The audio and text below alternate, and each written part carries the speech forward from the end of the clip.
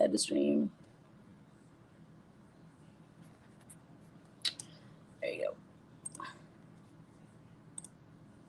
Thank you. Welcome to Truth and Transparency. We might need some sound. We should be good now.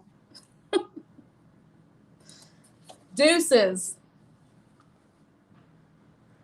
I was just going to do some signs tonight. So thanks, Patty. Way to be on top of it. Again, Truth and Transparency, episode 8. Your Q's, my A's. Chad, I heard, has got a ton of questions for us. So hello, Chad. Hello, everybody.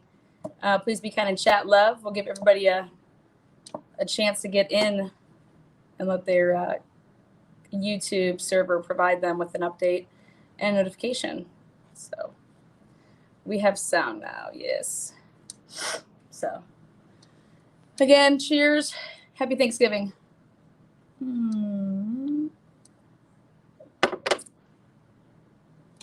A special shout out to Little Man Mod Squad. Little Man, shout out. This episode's for you. So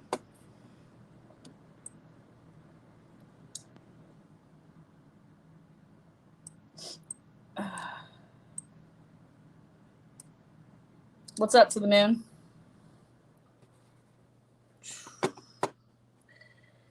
Oh boy.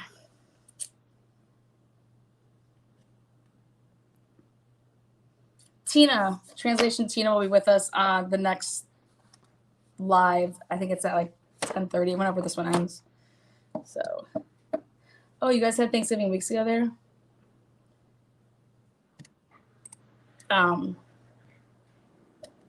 Well then, happy belated Thanksgiving. I should have known that. Where's Canadian Mama A? She's got to update me with her holidays. How about the live yesterday? Says Chad Huckabee. Interesting. Is my favorite beaver here yet? Well, hopefully I thought I was your new fave beav, but I don't know.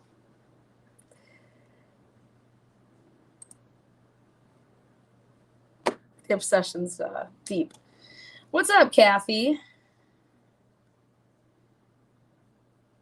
But Chad, cracking me up. I put you in my community post, so.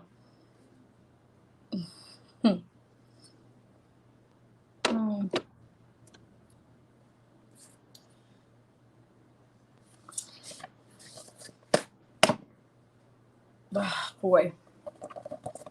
All right, guys, just one more minute, and then I'm going to rip it off. What's up, Lo? I thought about rapping for you guys tonight, but I think I'm going to wait and save that for the night that I go Christmas caroling by myself live for all of you guys. I think you guys will really appreciate that. So I'm planning on doing a Christmas carol live with all my friends live. And let's talk about blue pens. Blue, black. Drinking some good wine in my new house. Congratulations. Thinking about Post Malone. Say congratulations.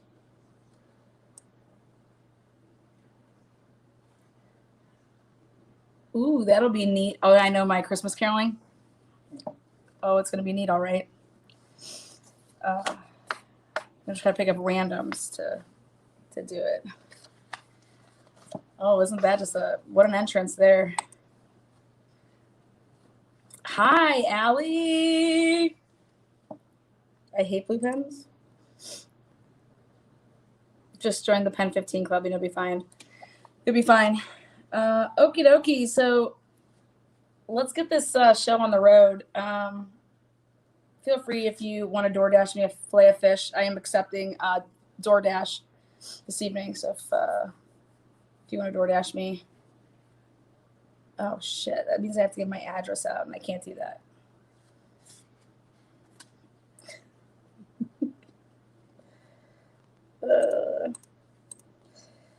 All right. Well, I want to update everybody on what I told you guys the C could stand because it was Wayne C, it was a W and then the C.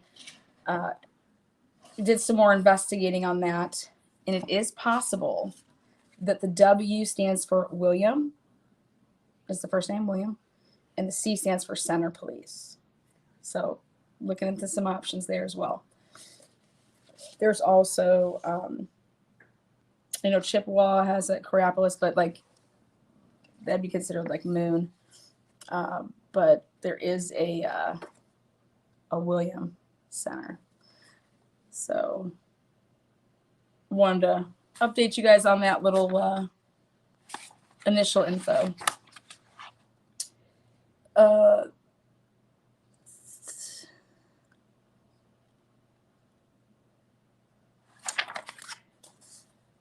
What's up, Canadian Mom? I was just talking about you. Didn't realize that Thanksgiving for the Canadians happened a couple of weeks ago. So I guess I'll just celebrate myself over here. Great. So it's safe to say that the first thing that I want to discuss is the timeline, unless you guys have a question about last episode. If anybody wants to rip off the first question, I have an answer. These are the days that I actually pay attention to chat. So we're not going to do a gift exchange this year, guys. Just donate some money to when you're going in and out of the grocery store. Just toss some money that way. Ring my bell, bitch.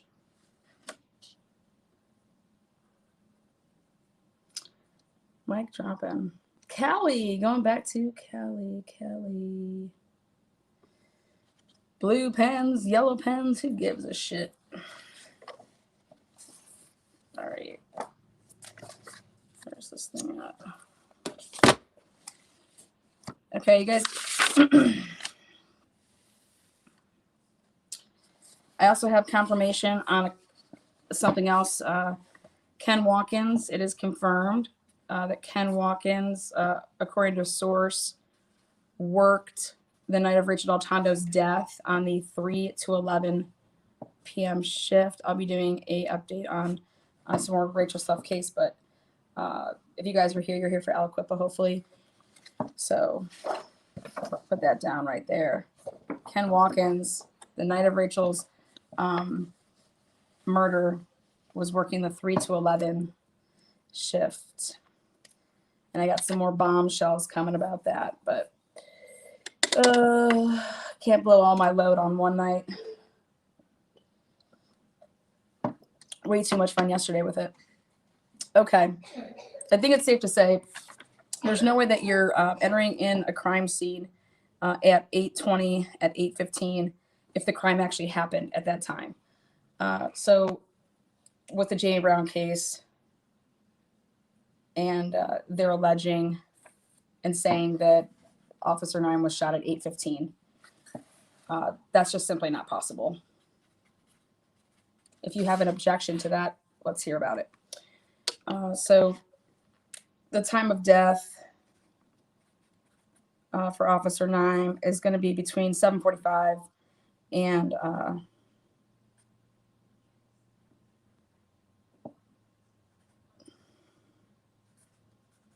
7:45 and 7:55 p.m.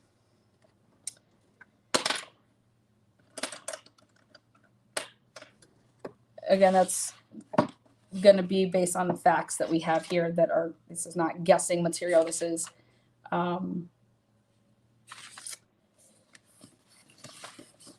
the reason that this caught people off guard and the reason that they couldn't say that he died before then is because of his wand swipe, which happened at 8:10.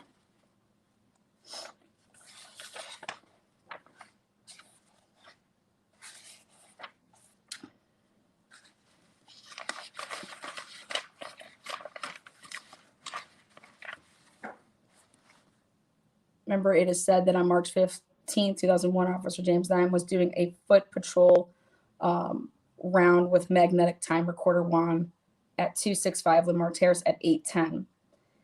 where he was found shot to death shortly after, only feet away. Evidence shows he, in fact, registered the wand at the swipe. It was like a prong swipe at the apartment 265. And there was recorded evidence at trial showing he traveled to the opposite side of the row of homes attempting to further his rounds. But obviously he was directed backtracking towards the front of apartment 265 where he was found deceased. Now, I went and looked at, again, the reasoning that Jamie Brown and everybody believed that he had backtracked is because of the wand swipe. When in fact, I believe that his badge was swiped after he was deceased. Now,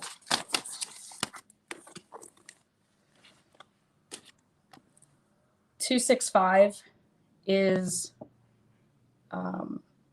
remember, if you listen to or hear Darnell Hines's interview, he says that he never saw Officer Nime go up to swipe it. But they all thought that Darnell Hines wasn't being honest. When in fact, is it possible that Darnell Hines is actually like getting that part right? Yeah, it actually is. Let's see here.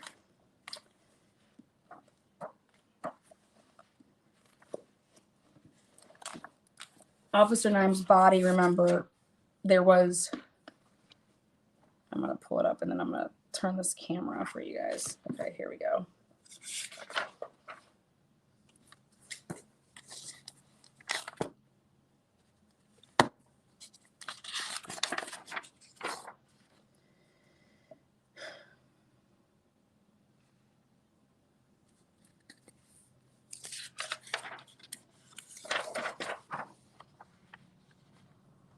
Okay.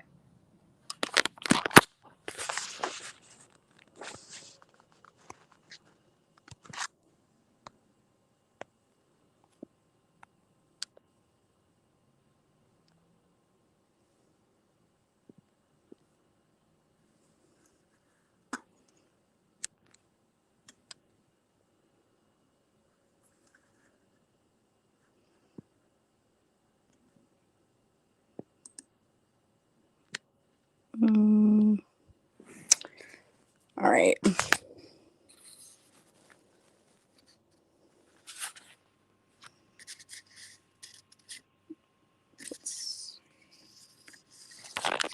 Let's go like this. This will be better. Okay. You see how there's those points? 1. That's 8, 7. That's 6. Okay, this is going to be the building. I'm going to zoom in on everything, but there's 2, 3, 4. Like, these are just points of evidence, and underneath it, it says what it is. Okay, so this is your building. This is your reader. These are the stairs. This is going to be your sidewalk to the back of the building.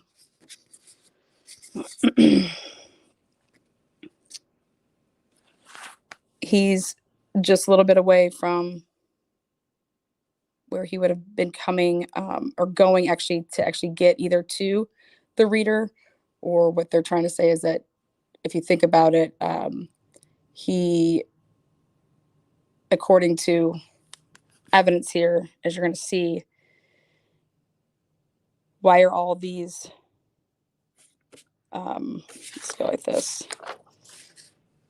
right here underneath the body, there's a spent 9mm cartridge, a spent 9mm cartridge under the body, so there's 2. The checkbook and the magnetic wand key right there and there. Okay. And then another spent casing. Okay. Spent casing. A Newport cigarette next to the spent casing.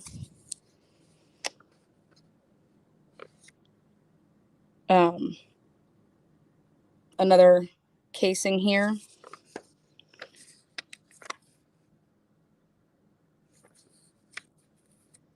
And then his hat. So it should actually, hat, casing, cigarette, casing, 2 casings, the checkbook of Dan Cassidy underneath the body of Officer 9, and then his wand. So 2 casings, and those would be actually like the 2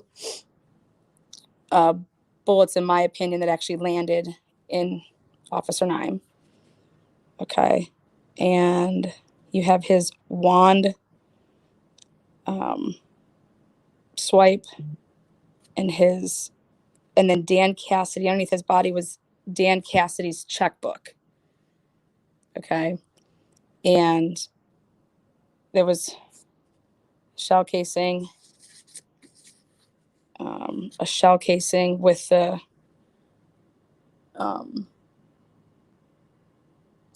Newport cigarette butt, and then a hat.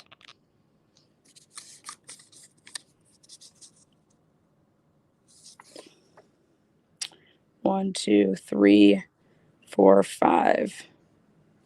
Should be 5. Yep. 5 casings, a hat. And so what people think is, how is this hat over here? And it was like that they thought he swiped and then began to walk. And then somebody was here waiting to ambush him, and then he ran back this way. And that's why his hat would be over here.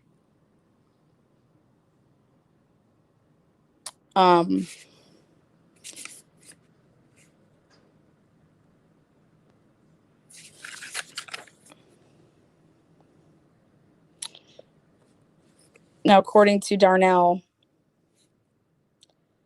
he said that the actors, they were here and that they jumped out and began to shoot at him. Said Mr. Nime never made it past here. Evidence says he made it to the reader because it swiped. And he said, no, he never made it to the reader because the shooters were here. Okay. But according to the wand swipe, it's saying 810, and they're associating, well, Officer 9 made that swipe. Now, Darnell said only 2 or 3 shots, but evidence shows 5 shots. I'll tell you what I think of Aliquippa police reporting, though, depending on how you ask the question. And if Darnell's here and sees Officer 9 just getting the 2 shots in him, that could be how Darnell is actually just saying, well, yeah, 2 shots, 2 or 3 shots. He's saying 2 or 3 shots landed. Who is Dan Cassidy? He is a police officer that was the one of the 2 people that find the body. There was 2 officers that found the body, but they were also up there prior to 810. Now, you have to remember, every police account is saying that the reason that they were up there is that they went up there right before 8, and then they were told that the gunshots had been heard over at the cemetery. And so that they left being around this area and went. Okay. And if the shots were heard before 8, then Officer 9 would be already dead. That's the whole point.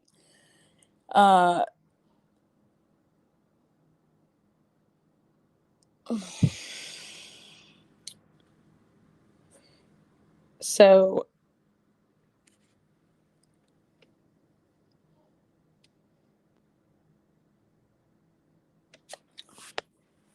again, now this is like where the shed area is. From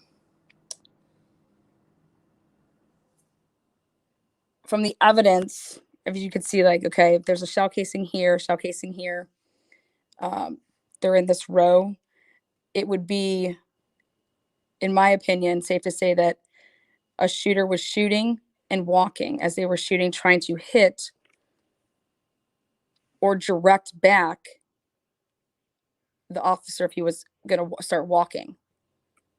If he was just about to start and somebody pops right off before he could go and do anything, but now how does his hat supposedly get all the way over here?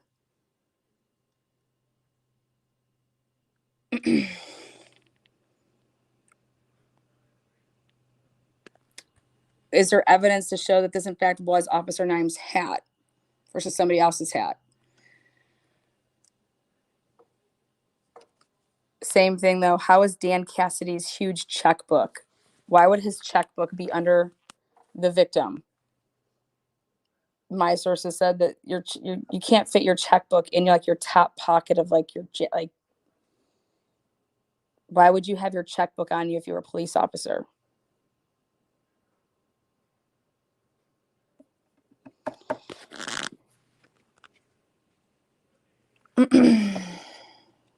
Darnell said that Mr. Nime never swiped. He did, and it's impossible to be there and not see him climb the steps and swipe. As was explained in court, that he had to swipe a couple times to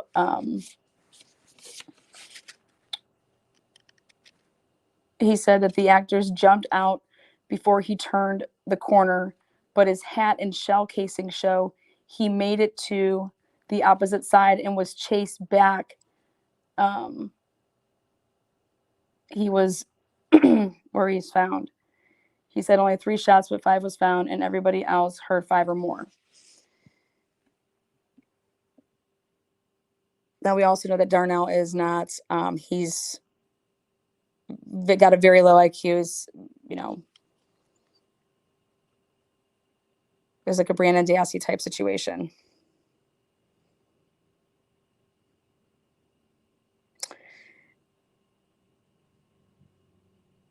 Yes. Did they knew his route? Yeah. The actors knew his route. You were supposed to, what you're supposed to be doing there is you're supposed to like mix up your route. And obviously there's going to be a way quicker way to do a route versus not. And by starting over here and going, that was the quickest way, according to the sources that I've talked to. Now, again, also the sources that I talked to, it's really important. Mommy. Yeah, baby.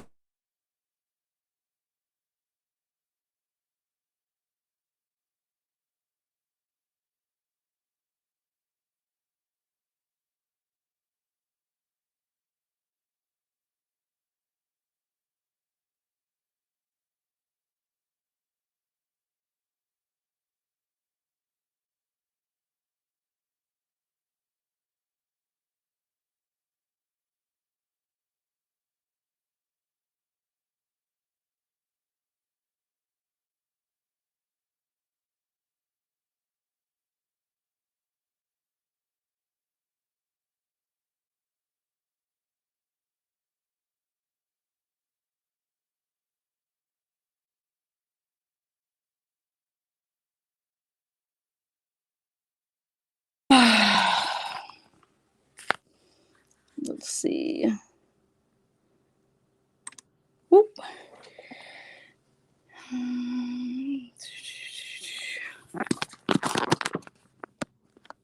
Is Jamie Brown supposed to be there? No, Jamie Brown was not there. He was not there.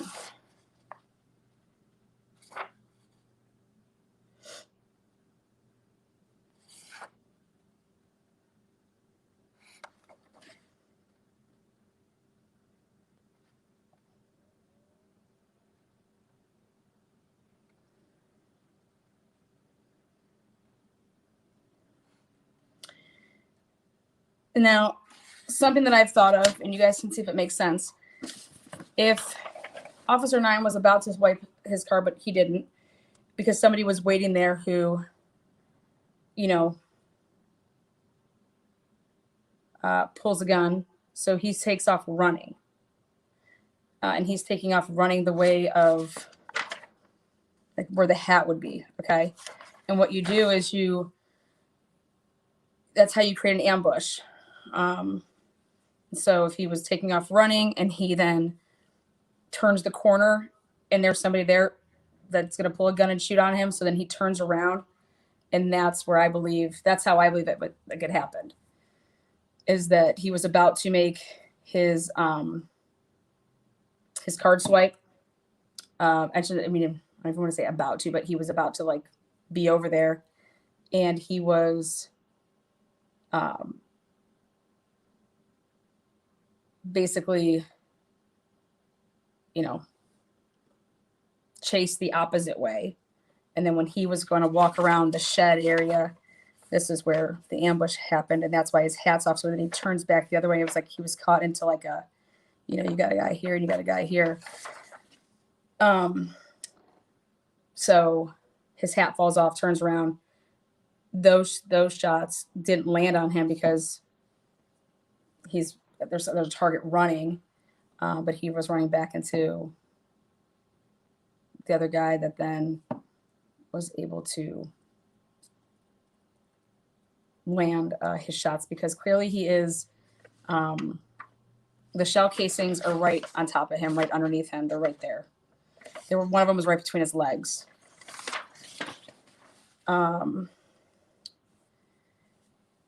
the reason that I believe this is because of all the witness testimonies with the witness times, what time, the police officers are saying. And then the biggest part is the shots fired going out. And the time that elapses until you hear officer down, officer down. It wasn't just a minute or two that happened. It was 15 to 30 minutes that you're hearing, shots were fired over at the cemetery. So me and Sean are going to go over there. Roberts then comes up to the hill. He was over checking out the 500 block. And then from the time that it went out, that shots had been fired. And it was also over the radio at that point that they were looking for Officer 9. Remember when they were driving around, radioing him. And, that's going out to all the people with the radios that are working that can hear that they're looking for Officer 9. Then they head over to the cemetery. They're messing around over that way. And then they come back. And then that's when they meet another individual that's a juvenile male saying that, no, the shots were over there. That's what they were claiming. So all of that time, it doesn't add up. It's impossible. And I will be actually in Aliquippa and in Linmar going live and reenacting all of this, like step by step, to show in my vehicle. I'll be assuming, Officer Sean Young and Cassidy and their steps. I'll be doing Roberts and what he did. And then I'll be doing Officer 9 in terms of just showing you the placements of where everything was. But it's really to show the time, how long it would take these officers to do what they said and then get back over to this area and then find the body. I'll show you guys where the Linmar Market was. So I'll take everybody on this, reenactment that I think it will give everybody a nice feel for exactly the crime scene, and then how these people are trying to say this went down.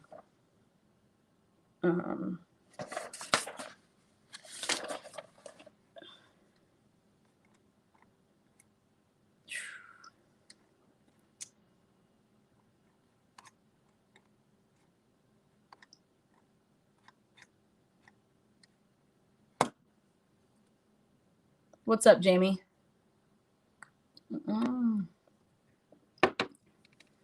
Did Rachel Deltano know James Dime? Where was Ken Watkins when 9 was killed? There's a couple officers that, so Sealock was around at that time. Roberts,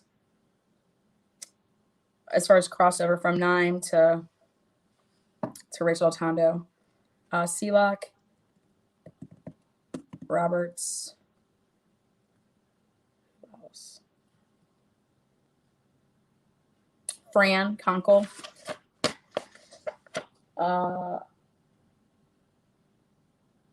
Chamberlain, and then other people have like gone into other roles, other departments.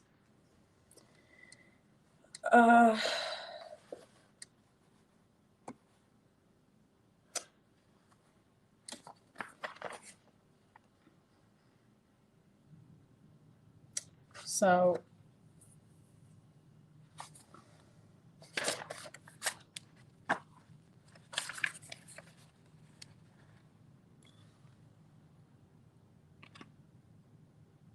now, one of the reports that I thought was interesting, I talked about it before, but they said that they saw a white, like baldish, shaved head, white male walking along the tree line.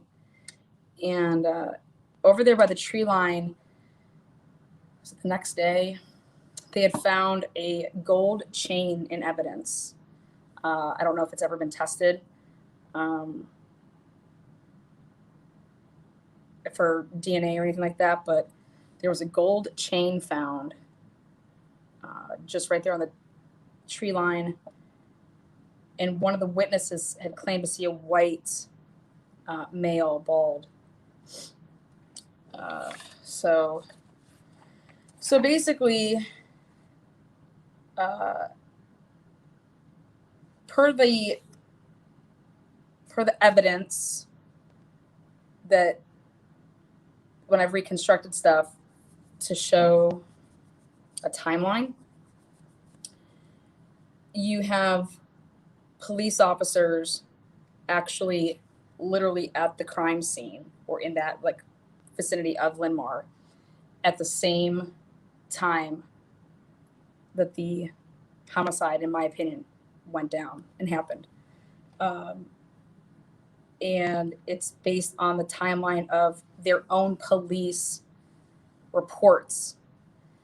And they were now, I always said, why did they want to use that swipe? Why did somebody say you have to go use that swipe card and you have to swipe that? Because that's what that's what changes everything with the whole, well, that's Officer Nime did that. Officer Nime did that. Well, how's that possible? How is Officer Nime alive at 8:10?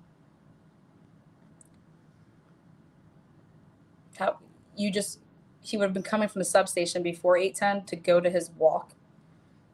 The officer said that they drove up there or drove over from wherever and they couldn't find him. He wasn't at the substation. They blew the air horn. They radioed him. He's not, but that the guy in the van said, oh, I went down, I talked to him at 8. Well, then how did the police officers not see him? How did the police officers not talk to him? And in my guess is that the guy in the van didn't talk to Officer Nime.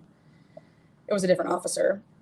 But it's by the own accounts of the police in their testimony right here and what they testified to at trial. And they only had select police officers testifying. It's pretty jacked up if you ask me. But right here,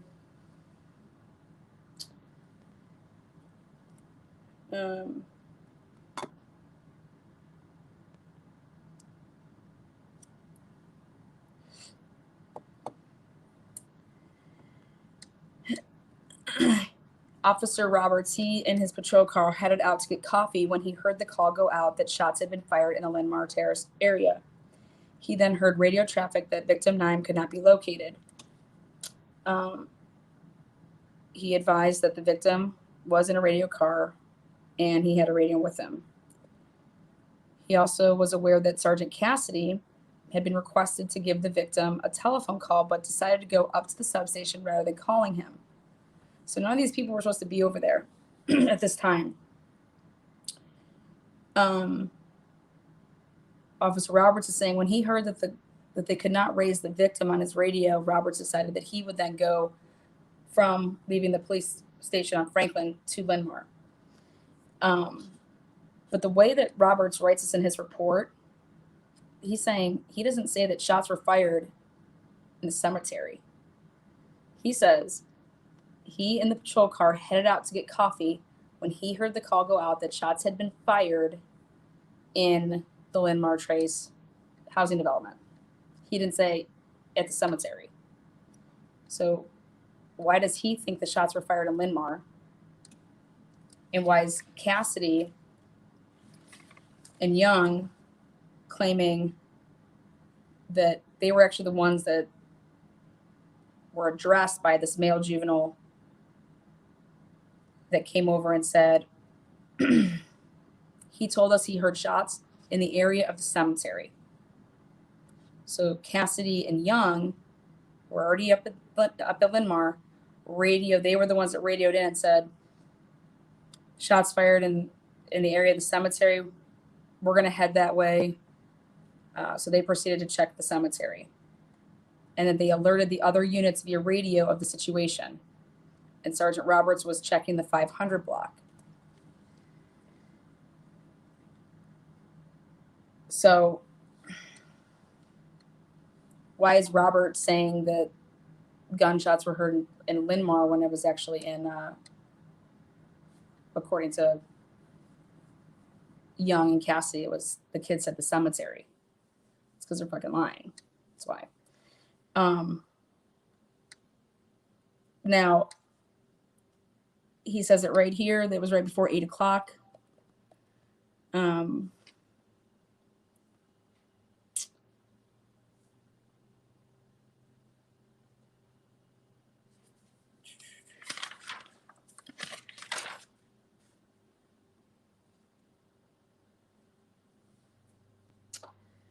March 15, 2001, myself and Sergeant Dan Cassidy were en route to Linmar section of the city.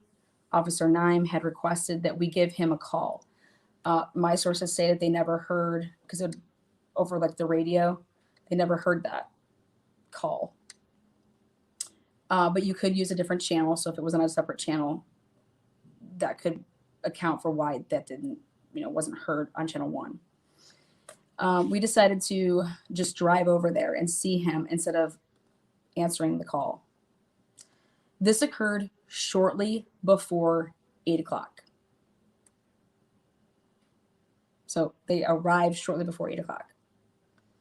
This is their version from the police. So the police are telling you that they are in Linmar at the substation before 8 o'clock, shortly before 8 o'clock. Upon arrival, we activate the air horn in front of the substation to get Officer Nime to come out. He didn't. So we tried contacting him via radio, and he still didn't answer. We figured he was making rounds, so we drove through the area and continued to call him via radio.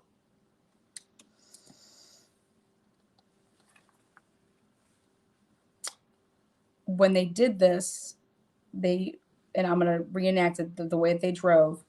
They went right to the parking lot of the community building, and that's right where they met the male juvenile that said, supposedly, allegedly, that shots had been fired from the cemetery. That's not what the male said. The juvenile male said the shots were right over there, pointing directly to like the crime scene across the way. But their reports are saying the juvenile male said, cemetery, there is no report that I've seen stating that shots had been fired and that anybody thought it was coming from the cemetery. It's nowhere to be found. So this is what takes Cassidy and Young away from Linmar to go to the cemetery. Again, all of this before 8 o'clock. So who swiped Officer Nime's badge at 8:10? And the cops were not supposed to take the same route, but everybody did it. That's what my sources say. Everybody took the same route, and you make the same loop because it was the quickest way to get that done, because that was the worst part of that job. You know.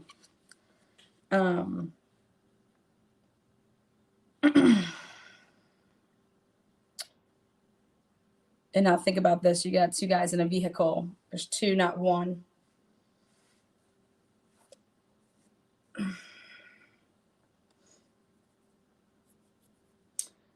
When they went over to the cemetery, we could not find anything. So we went back to the community center. At the community center, we were approached by another juvenile male who stated she had heard shots by the cemetery. Okay. Nobody said this. I personally talked to people that, in fact, were there. These witnesses I've spoken to. They're in disbelief. This isn't what the fuck we said.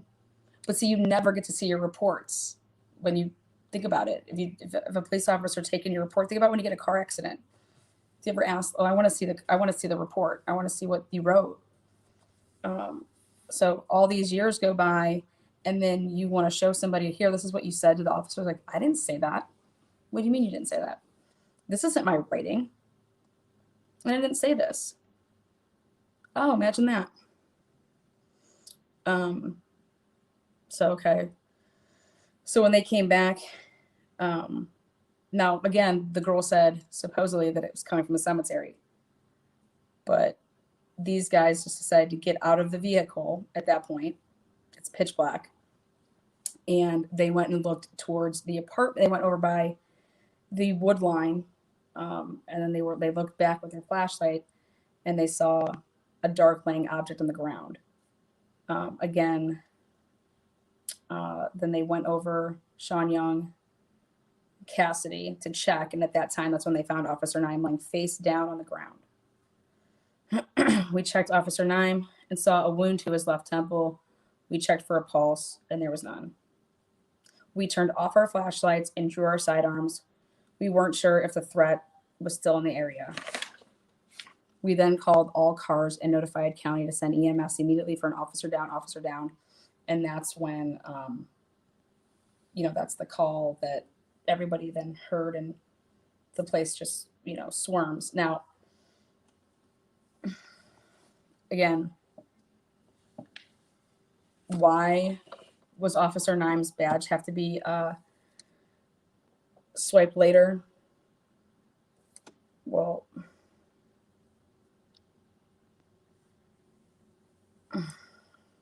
you guys can be the judge.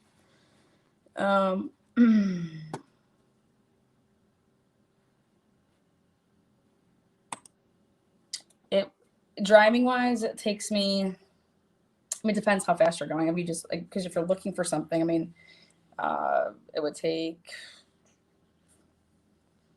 the cemetery's big. So if you actually drove in the cemetery and went all around it and had to do all that, that's at least, to leave there, get to the cemetery, do all that, and come back to that point, at least 10 minutes, if not longer. That's being,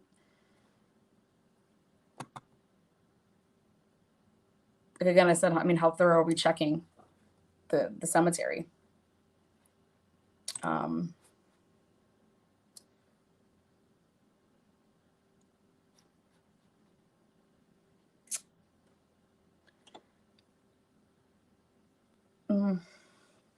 Now, but by all accounts, though, all of these people, do you hear the officers ever say, when we were up there, we heard gunshots? Because you're already up there. So if Officer Nime was shot at 8:15, then how are the officers not saying that we heard gunshots when we were up there? When we were up there looking for him, we heard gunshots.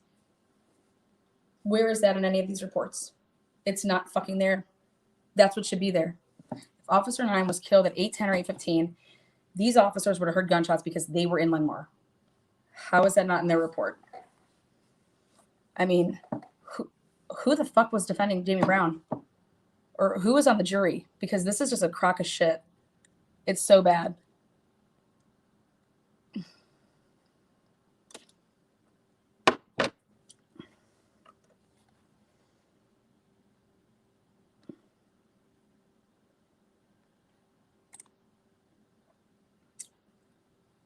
So if I was Officer Roberts, because Officer Roberts never left Linmar. So if I was Officer Roberts and I'm checking the 500 block, do we hear in his report oh my God, we heard gunshots? No, Officer Roberts didn't hear gunshots.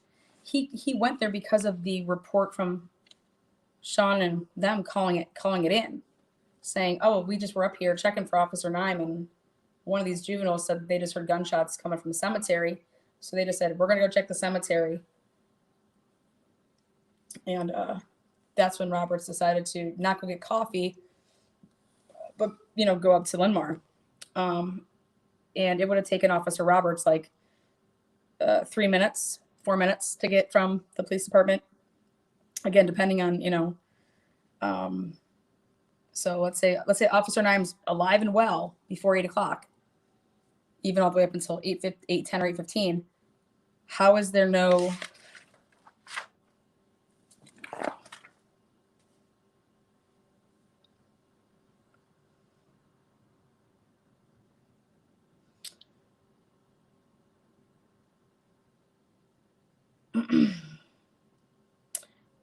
when Officer Roberts was up there, he could not locate the victim because he made a little loop as well. And he did, though, he went into the substation. He said he then went directly to the substation. He found the door locked, opened same, and went inside and called for the victim. Again, he could not locate the victim. So Officer Roberts is admitting that he actually went into the substation.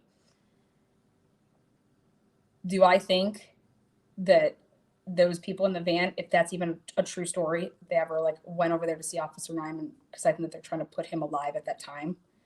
But let's say that it's true and they went to that substation to ask about popping the lock. I'm willing to bet that that was the officer that said, no, we don't do that anymore, and only opened it part way. Like, what do you need? Oh, no, we don't do that. But enough information was given because depending on if you had insurance or if you had AAA or not, they called Hyman's if you had AAA, and then if you didn't, you went QnA was the towing service. So here in his report, at which he says he just got up there right before 8 as well, and he was in the blue unmarked car, and then he, but he never says that, oh, somebody knocked on the door and wanted me to pop their lock. That's not in his report. Obviously, Officer 9 doesn't have a report because he's dead. But when he came out, he says he saw Tiki Hayes and his grandma having words. He remembers this and puts this in his. She was calling him and asking him to get back in the house, and where the substation was, guys, and where the shooting, I mean, it's right there. It's literally, this reenactment's taking place in 2 weeks. It's on that Sunday, but it's just, I think it's the 5th, December 5th. Yeah, December 5th.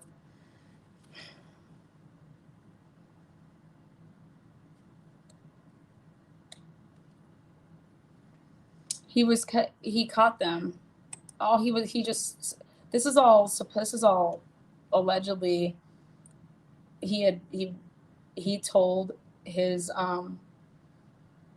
superiors / he could have possibly went, they said, to Pennsylvania State Police, but he was going to bring to light the corruption of the police officers, and what I believe he meant by that is the money with the drugs that, and the corruption that was just going on.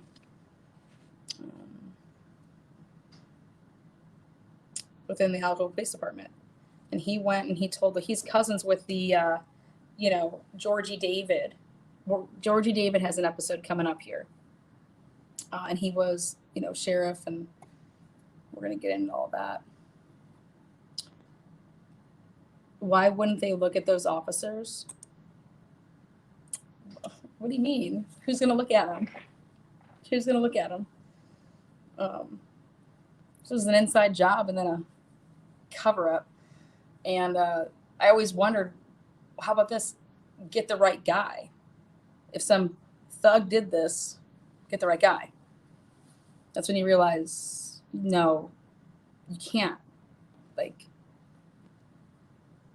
so when Aliquippa thinks that, Too Sweet did this or somebody else did this, they would have just arrested him. That wasn't the case. And that's why all the framing and all this, beating witnesses to a pulp and calling them the N-word and cutting deals with fucking chumps and people that are being charged with, rape, getting it reduced to ridiculousness, and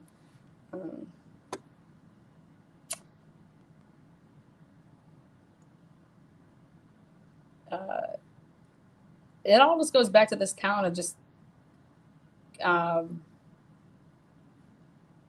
police were involved in Nime,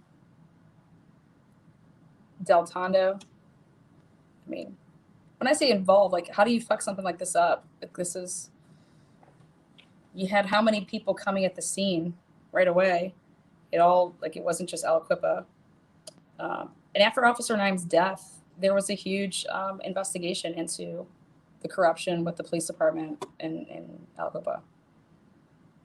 And then there, short after, the death of Officer Nime in 2001, then Jamie Brown, 2002, was, found guilty. A.C. Taylor was acquitted, though.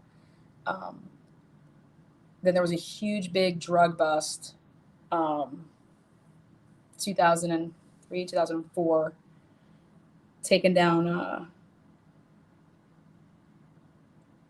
It was a big West Coast, Arizona Connect, bringing in like ridiculous amounts of drugs. But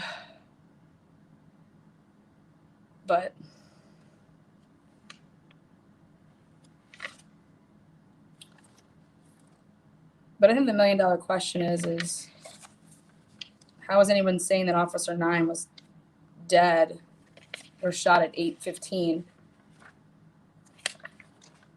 when all the officers are all up there? Wouldn't you have heard gunshots? Yeah, you would have. Nobody reported that. Not one single police officer reported that when they were up there, they heard gunshots at 8:15 or, 8:10.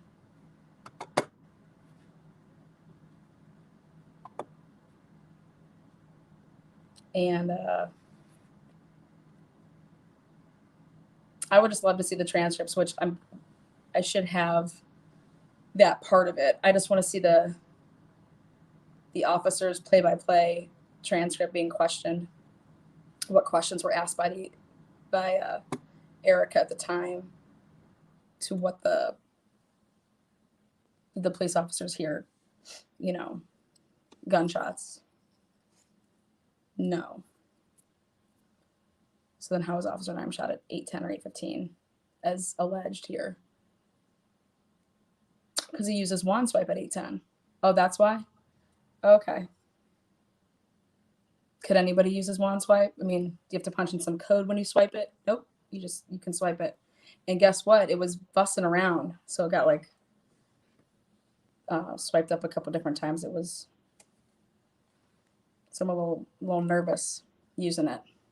Not being able to, oh my God, get it, hurry up quickly, trying to swipe it and make it go, go, go. That's somebody who's nervous Nelly. This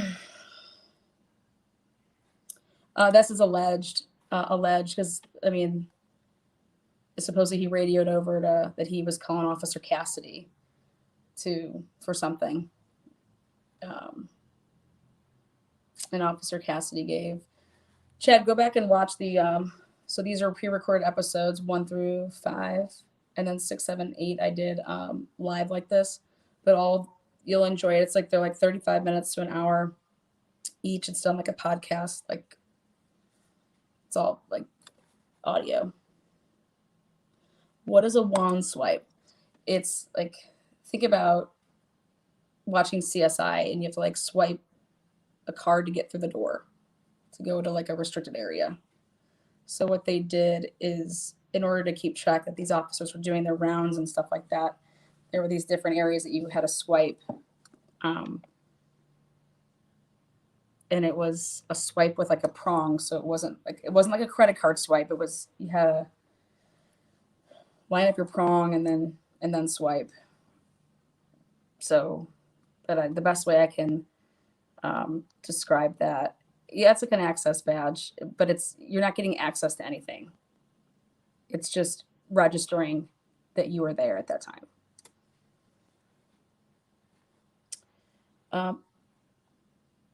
When did 9 first call them? They said 7:45, like just, yeah. And then he said, instead of just answering, hey, this is 512 calling out to 522. Like, why aren't you just answering the call? Hey, what's up? What can I help you with? Oh, we'll just go over there instead. Okay. Okay. I mean, so,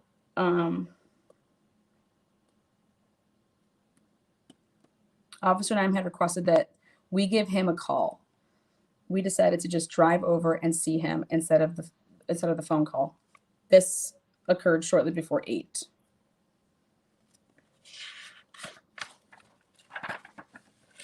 And then remember, now you have to go to your witness statements, which are like people that are, I think the biggest one being, I'll go with Keir Thornton. I think he's got a good statement because they're sizing up his drop-off pickup with Wheel of Fortune. And Wheel of Fortune at that time in 2001 was on from 7 to 7:30. And then Jeopardy had the later time back then. So he remembers when he got home, because he was interviewed like the next day or two. So it was fresh in his mind, and officers asked him. So yeah, while I get home, Wheel of Fortune was still on. And so that means that Keir Thornton was dropped off between 7 and 7:30, which is what's in the statement pretty much. And the guys that dropped him off got back like right away. They just dropped him and then came right back to Linmar. And they were there for 5 or 10 minutes, and then that's when the gunshots happened. So if you size that all up, hence the 7:45 shooting. Possibly like right before 7:45.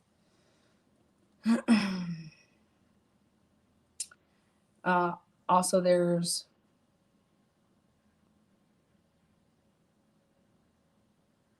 I can't give out this information yet, but there's another huge piece that even more so confirms, if you listen to Darnell Hines' interview again, and he said that he had crossed and saw, let's see, Officer Sealock was up there at that time as well during the 7 to 7:45 time. Officer Edgel was seen, which that's nowhere in any reports because that's a new witness statement. That's considered new testimony, new evidence. And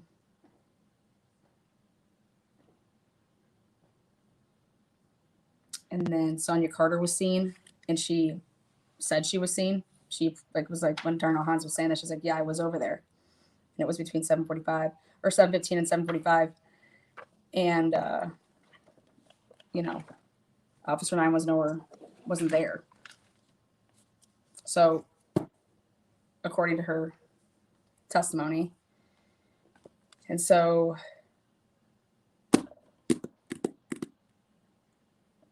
where's Officer 9?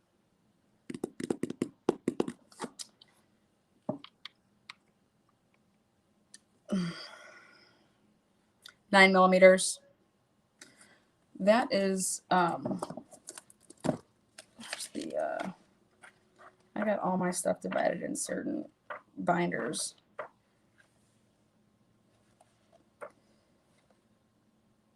Yeah, stated that he and Derek did see Officer Sealock go past them while they were standing outside prior to taking Keir Thornton home. But now Sealock you know, there's a ton of people out.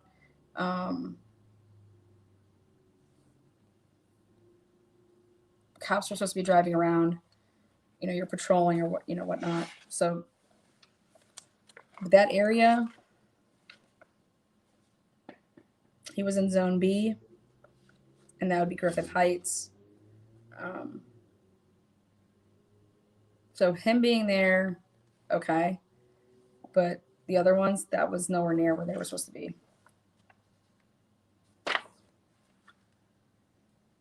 So is it safe to say, like, I mean, if someone calls you over you just answer it back, why are you leaving your zone? Like, what's going on? It's every piece of protocol was broke, if you ask me, but what the fuck do I know?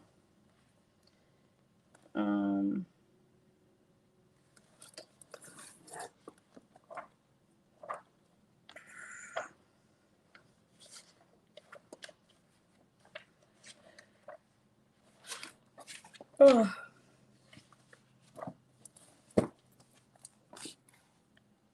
Are they doing enough to kill him during a shift meeting? Could he have been killed when they first met up for the shift? Official time is off, in my opinion.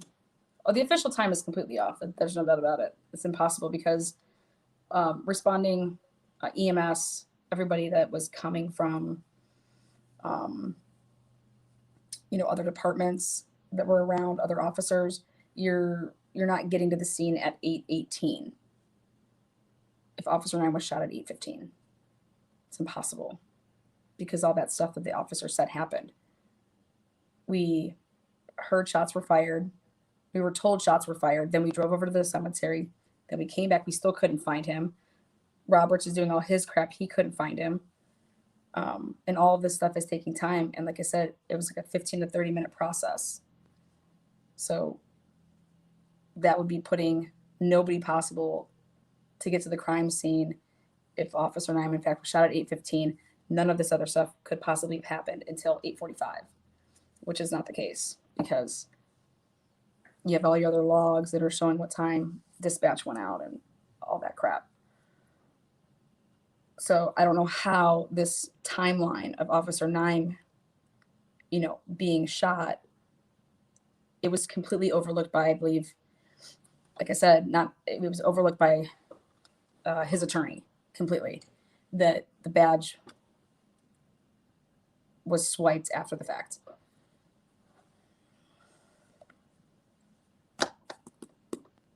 And it clashes with everything because if Officer 9 was shot at 8:10 to 8:15 right after, everybody would have, in the reports, in your police reports, you would have, these own cops wouldn't have had to ask anybody about no gunshots because they would have been right there. They would have witnessed the fucking crime themselves.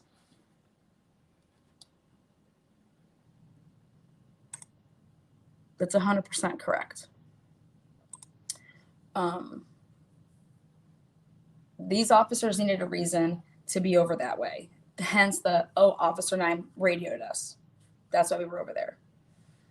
Then they needed a decoy to get the hell away for a little bit, which was when the kids said that they heard gunshots and that they were pointing actually to the scene.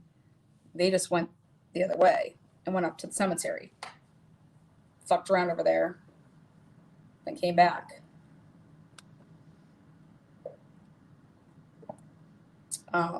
Now, were those officers actually like lookouts for the people that actually did it?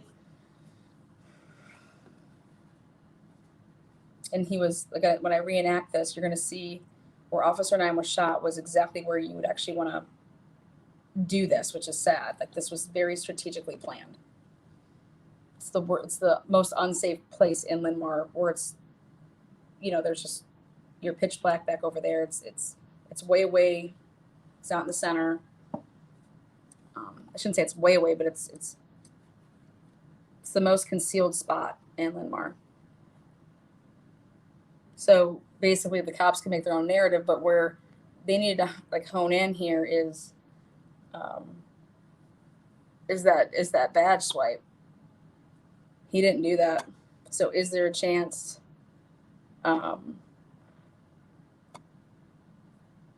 is there a chance that the person didn't have gloves on and used and swiped Officer Nimes, badge, and fingerprints could be on it? I mean, was it ever tested? We'll see.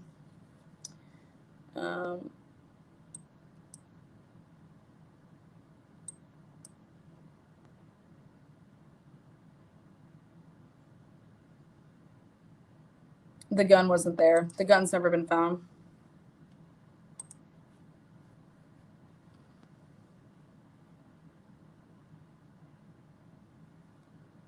What's up, Dorothy?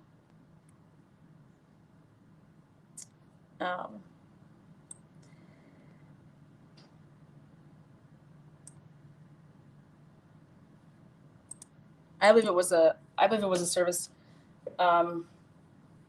weapon. I also believe that just conveniently evidence would just go missing in the evidence room, and then they would just leave notes for each other, like, "Hey, whoever took such and such, you had to till tomorrow to return it."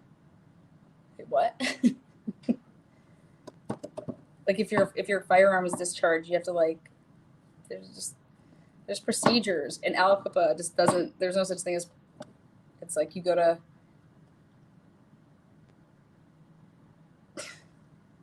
Hey, forget everything that you just learned in academy, because this is how we do it.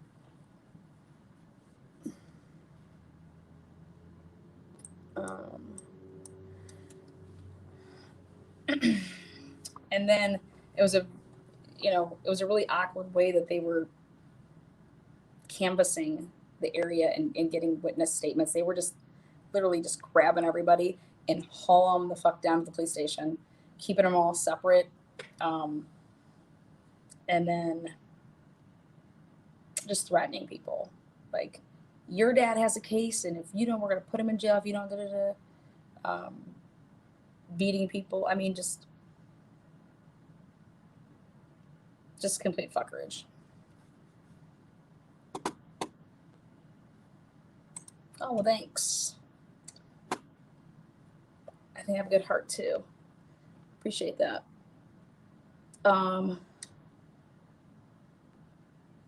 there you go. There's a beautiful Excel spreadsheet timeline when you sign up for it. Fight for a Family.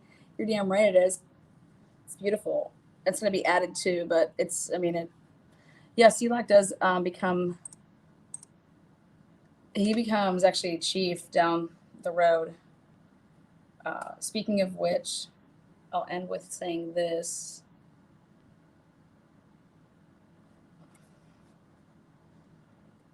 They use their CIs to lie, to blame and frame Jamie Brown. They told him, this is what you're going to say. Everybody got deals for it.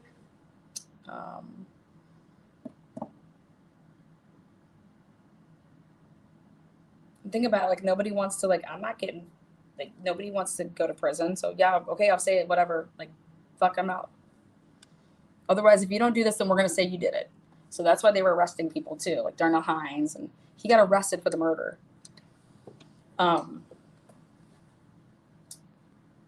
Derek Cotman was arrested for the murder. I mean, they were just, and then they were getting people on gun charges, and then Derek Cotman pled the fifth, and that's a whole new story in itself.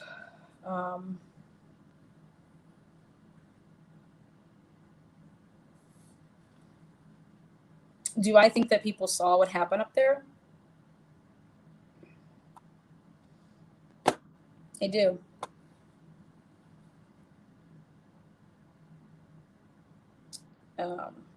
You know how scared shitless you're going to say, though, that because what they are going to say, I saw a cop, but I told them that I heard gunshots. So you're seeing these cops, like, they're all right there. It's like, how are you telling cops that are right there? Like, how did they not hear it?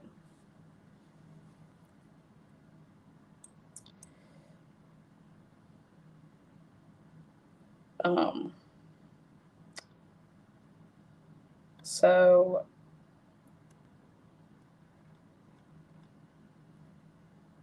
I will end with a little cliffhanger for you guys, which is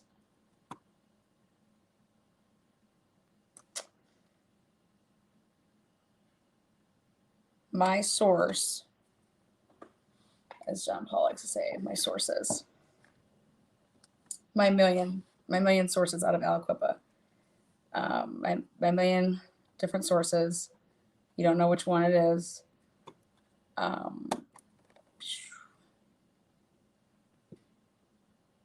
Is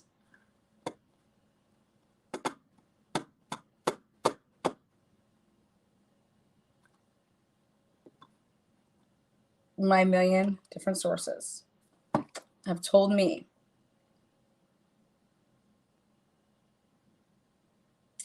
that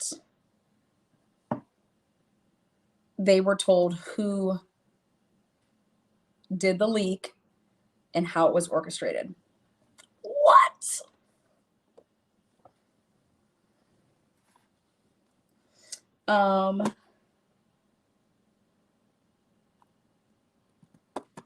Yeah, they were, the state police were in, this was turned over to the state police like immediately. 9:15 p.m. on what day? I think it was it that night. Yeah, this was turned over. This was handled.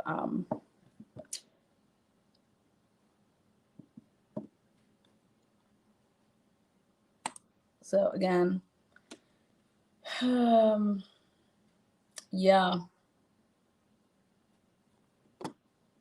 How did that report, that incident report, and that just police information get into the hands of, and who manufactured this email and sent it out?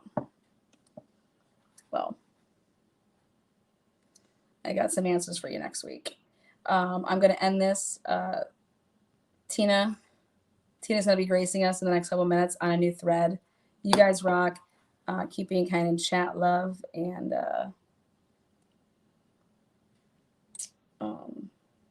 for the record, I would like us to all refer to JP as the Beaver blogger. BB. BB is my new name for the Beaver blogger.